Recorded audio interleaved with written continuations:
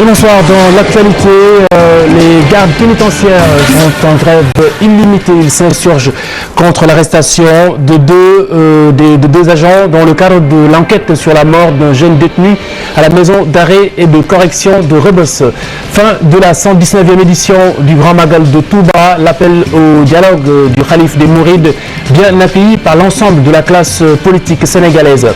Ainsi, des services secrets français avenue Léopold Senghor, le secrétaire général du Front National de Salut Public s'y oppose, un risque d'attirer la foudre du terrorisme international aux yeux de Malik Noël Seck.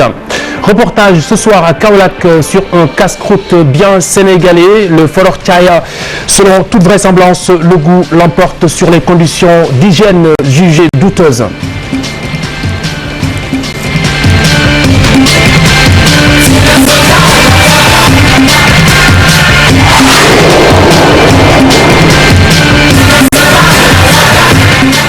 Grogne des gardes pénitentiaires, une grève illimitée pour protester contre l'arrestation de deux des leurs.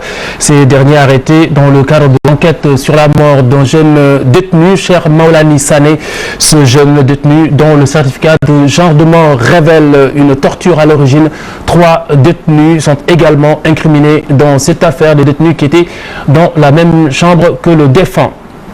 L'appel au dialogue et à la réconciliation du Khalife général des Mourides, appel bien accueilli par la classe politique sénégalaise. L'ancien chef de la diplomatie s'aligne, Alioune Badara Cissé, en marge de la cérémonie officielle de ce matin. Regardez. En ce qui nous concerne, nous en voulons à personne. Le président de la République a été choisi par le peuple sénégalais pour un mandat de 5 ans, dont les 2 ans sont écoulés et il ne reste que 3 ans. S'il est réélu au terme de ce mandat, on l'acceptera et on se soumettra à sa volonté. En ce qui me concerne, je demande au Tout-Puissant de me donner la force de pardonner à quiconque me fera du mal. Le Parti démocratique sénégalais est disposé à s'ouvrir au dialogue, mais un dialogue sincère pour l'intérêt du Sénégal. Il y va de l'intérêt de notre pays. C'est la conviction et la déclaration de Maître Madické Niang qui salue cet appel du Khalife général des Mourides, Serigne Cheikh Sidi Mokhtar Mbacké. Il ne faut pas oublier que Serigne Touba a toujours prôné le pardon, l'unité et la paix. En tant que ses disciples, nous ne pouvons que suivre la voie qu'il a tracée. C'est ça que nous, Sénégalais, connaissons. Maintenant, nous sommes prêts pour répondre à tout appel allant dans ce sens, parce qu'on ne peut pas gérer ce pays sans unir les cœurs.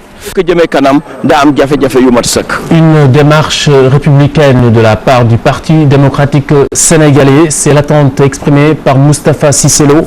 Le vice-président de l'Assemblée nationale souligne que le chef de l'État Macky Sall est déjà engagé dans une dynamique de dialogue et de partage. Un entretien assez insolite avec Fadi Dieng. Vous verrez, Cissé Lo n'a pas pu s'empêcher d'apporter la réplique au badaud autour de lui. Regardez.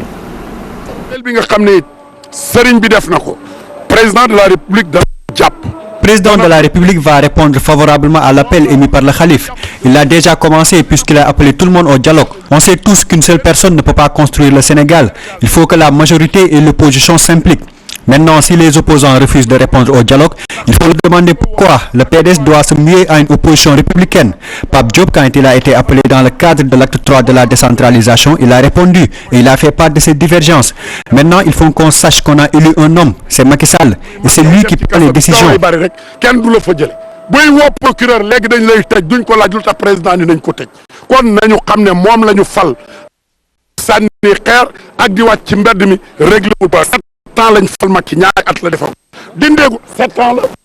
Il est élu pour 7 ans lañ ko léegi moo xam day wala waaye mais du lu mu wax rek loolu la ñuy def wax naa ko waxati ko juróom-ñaari yi da ngeen di taxaw yàkkamti ngeen xeex mais xeex bi jotagul opposé leen ba ci kanam yéen opposition yi Macky Sall lañ fal. Par ailleurs, le Khalife général des Mourides, par la voix de son porte-parole, a abordé les rapports entre employeurs et employés dans les entreprises sénégalaises. Même recommandation, le dialogue pour l'épanouissement des différents acteurs, un gage de succès pour toute entreprise aux yeux du ministre de la Restructuration et de l'Aménagement des zones d'inondation. Voici Khadim Diop.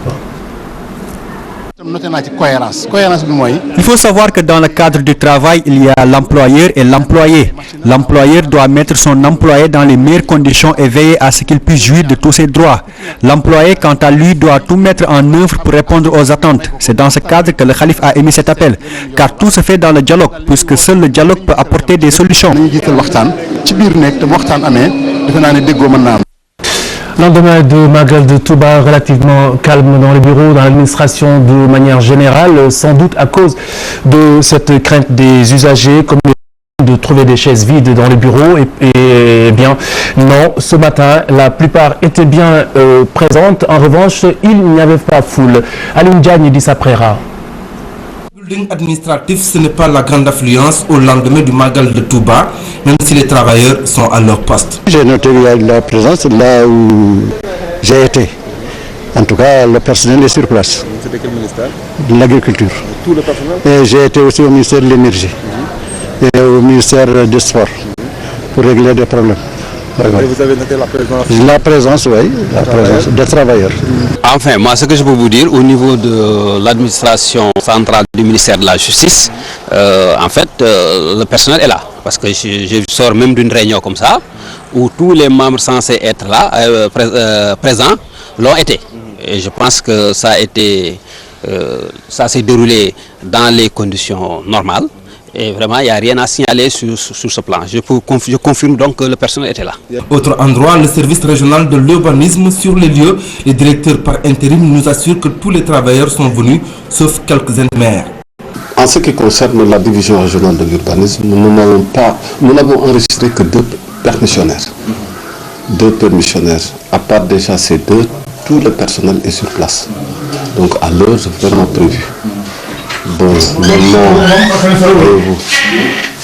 c'est dommage que vous êtes venu déjà à l'heure de la pause. Il y a des gens qui sont allés, donc faire le petit déjeuner, mais à part ça, tout le reste déjà donc est sur place. Nous n'avons enregistré que 2 permissionnaires. Même si nos différents interlocuteurs nous assurent de la présence de tous les travailleurs, force est de constater que l'administration tourne au ralenti. Au bureau des services secrets français au Palais de la République, le projet exposerait le Sénégal à la menace terroriste. C'est la conviction du secrétaire général du Front National de Salut Public, Malick Noël Seck, qui s'y oppose avec la toute dernière énergie. Il est parvenu comme information que les services de renseignement français se sont implantés ils sont toujours implantés au Sénégal, mais qu'ils auront un bureau au niveau du palais présidentiel.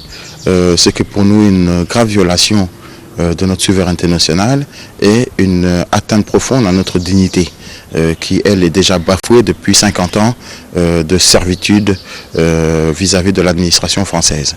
Donc nous dénonçons, et ce n'est pas la première fois, cette servilité de nos dirigeants vis-à-vis d'une administration qui n'a jamais été notre amie, qui n'a jamais été notre allié. Aujourd'hui, les grandes puissances occidentales sont en train de se partager le monde, de se partager notamment l'Afrique et le Moyen-Orient. Il y a un grand match de football qui se passe aujourd'hui et le Sénégal, comme d'habitude, joue le rôle du ballon. Attendez-vous demain à voir des attentats, à voir des assassinats et on va nous dire que voilà, le terrorisme est à nos portes, il faut que notre armée vienne, que notre base militaire s'installe. Notre capitale est entourée de 3 bases militaires françaises. On parle de bases militaires secrètes américaines à Elinkin en Casamance et à Toubacouta, non loin de la Gambie. Donc voici des choses qui sont des violations de notre intégrité. Les repas de fête de fin d'année, si vous avez le poulet au menu Tilène, l'attitude du marché Tilène risque de vous mettre dans l'urgence. En effet, les vendeurs semblent déjà faire monter les enchères, prétextant le coût élevé, selon eux, de l'alimentation de la volaille. Alioune Diagne et Maimouna Ndiaye. À moins de 48 heures de Noël, le marché est bien approvisionné en poulet. Toutefois, les prix risquent d'être salés. Rien que pour le Magal de Touba, nous avions fait de bons chiffres. Il nous reste encore des poulets à vendre, sans compter les commandes qui doivent venir. Actuellement, je ne vends aucun poulet à moins de 4 000 francs parce que l'aliment de la volaille est passé de 8 000 à 15 000 francs. Nous supportons énormément de dépenses. Ce vendeur, lui, espérait écouler tout son produit, mais aujourd'hui, son espoir risque d'être douché. Je pense que seuls les douaniers peuvent nous aider à combattre les poulets importés. Ils inondent le marché, ce qui est dommage car il n'y a aucun contrôle, alors que tout le monde le sait qu'ils viennent de la Gambie et ce n'est même pas sûr pour la consommation.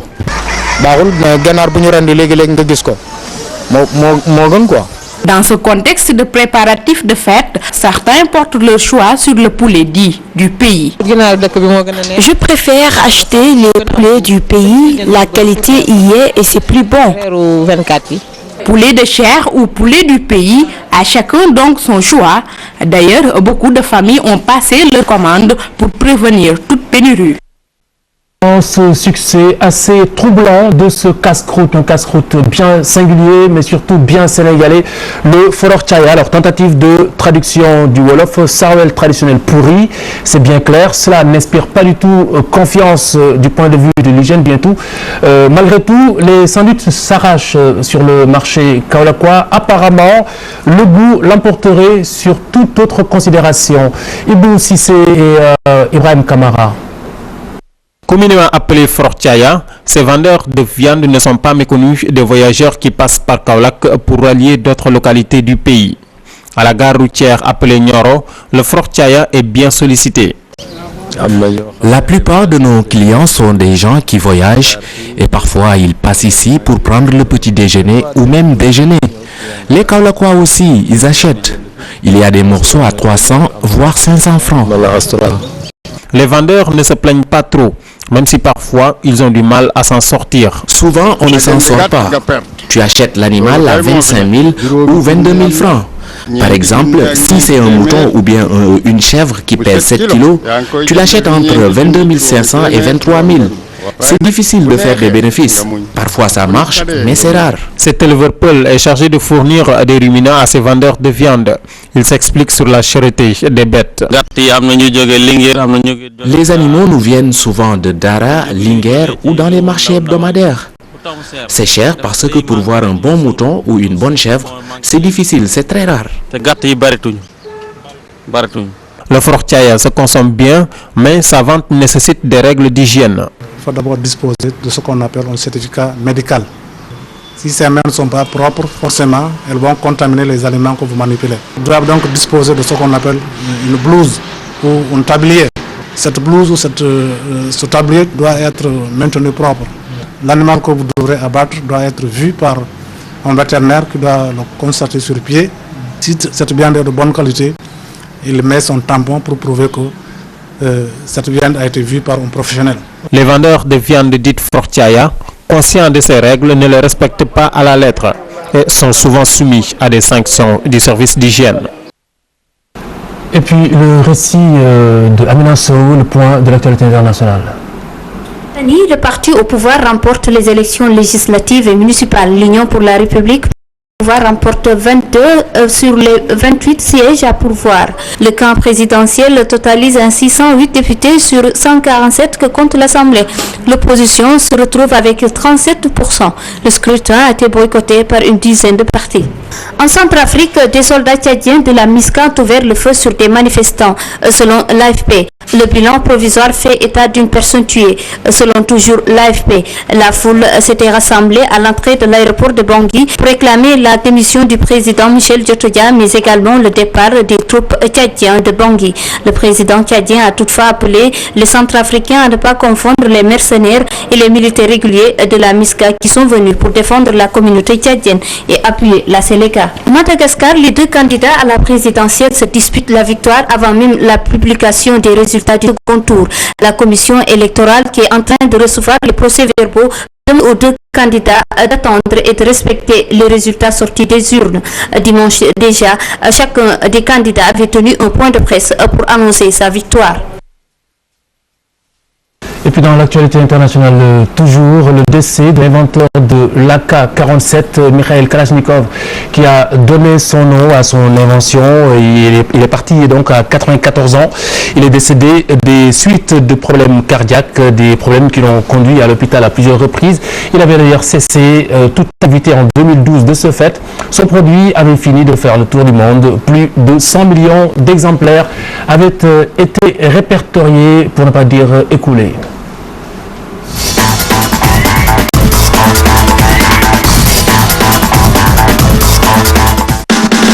Abdoulaye Der, bonsoir. Bonsoir Khalifa Diakhaté. Après le grand magal de Touba, la Ligue 1 sénégalaise reprend ses droits. Et les fêtes de Noël également. Khalifa Diakhaté, reprise prévue le week-end prochain. La deuxième journée propose une affiche alléchante. Djambar Casa Sport, c'est à Saly Portudal. Les académiciens de Saly, champions en titre, ont essuyé une défaite d'entrée à Pikine. Ils comptent rebondir. Qui a bien débuté avec une victoire à Kolda. Boubacar Gadiaga, le coach de Djambar. On va essayer d'améliorer ce qui n'a pas été contre l'AS Pikine. Je pense que même si on a perdu, il y a des choses qu'on a appréciées beaucoup. Après, il y a d'autres choses qu'il faut améliorer. Bon, donc on est sur ça. Je pense que pour le début du championnat, le contenu n'était pas médiocre. On est assez satisfait, mais après, le résultat n'a pas suivi. Je pense que si on rentrait avec un point, c'était logique. Mais bon, malheureusement, on est rentré avec 0 points. Mais après, il faut corriger ce qui n'a pas été. Donc voilà, à nous de réparer vite ça avant Casa, qui sera un gros morceau. Parce qu'on sait que Casa Sport, c'est une très belle équipe, joueuse, très dynamique. Et que voilà, c'est des matchs contre le Casa, c'est comme contre Pikine, le stade va être rempli, c'est beau. Nous, on adore ça, jouer quand il y a du monde. Donc voilà, on attend nos amis Casacé avec beaucoup d'envie et de détermination, et avec du jeu, parce que voilà, c'est des matchs où le jeu l'emportera sur l'enjeu. Donc voilà, on les attend avec plaisir. Un grand match en perspective donc, si l'on en croit Boubacar Gadiaga. Autre rencontre pour cette deuxième journée. Touré Kounda de Mbour se déplace à Dakar pour faire face aux étudiants du Duc au stade Demba Diop. Nous reviendrons également sur cette rencontre. Vous le constatez, les autres équipes jouent. La Jeanne d'Arc de Dakar, elle, est toujours dans la tourmente des fils de la vieille dame. Tiennent d'ailleurs une conférence de presse plutôt jeudi 17h à Liberté 6, juste en face du terrain de football de la localité. Chez Mendes, la section de football et l'amicale des anciens Le Blanc promettent des révélations à l'occasion de ce face-à-face avec la presse. La Jeanne d'Arc de Dakar est reléguée, rappelons-le, en national. Henri Kasperzak est le nouveau sélectionneur du Mali. Le technicien franco-polonais retrouve les Aigles du Mali. Après un premier passage, c'était entre 2001 et 2002. Kasperzak a été aussi le sélectionneur des Lions du Sénégal de 2006 à 2008. Il a coaché d'autres pays africains comme la Tunisie, la Côte d'Ivoire et le Maroc. En Europe, l'Angleterre d'abord, avec en ce moment même le derby londonien, choc de cette 17e journée. Arsenal fait face à un début de match 0 partout entre ces deux formations que seuls 2 points séparent. Arsenal, troisième avant le coup de sifflet, est actuellement co-leader avec 36 points à égalité avec Chelsea est 5e avec 33 points. Liverpool et Arsenal donc en ce moment en tête, suivi de Manchester City avec 35 points au compteur. Nous y reviendrons avec le résultat définitif. En France, le choc entre le leader PSG et Lille 3e n'a pas connu de vainqueur. Un nul 2 partout hier au Parc des Princes. Garde la première place avec 44 points, suivi de Monaco 41 points.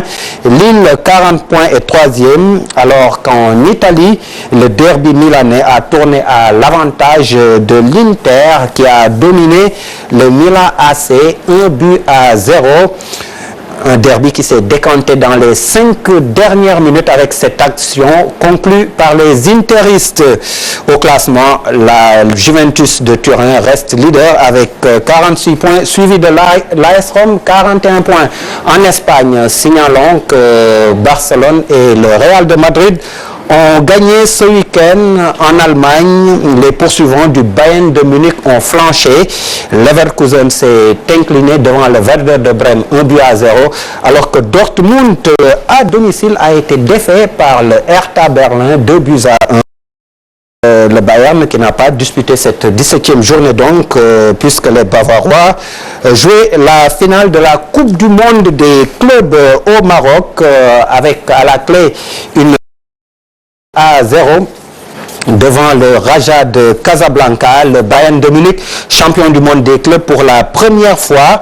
2-0 donc, je vous disais, avec ce but de Dante, un premier but marqué par Dante, et puis Alcantara qui va corser l'addition avant la mi-temps. Score final 2-0 pour l'édition 2013 de la Coupe du monde des clubs disputée au Maroc. Pour la petite histoire, l'Atlético Mineiro du Brésil, le club de Ronaldinho, est 3e avec sa victoire en match de classement devant les Chinois de Guangzhou, 3-2. Khalifa Diakhaté, c'était là l'essentiel pour les sports. Merci Pape Abdoulaye Gaër. Excellente soirée à toutes et à tous. Bonsoir et bonne semaine.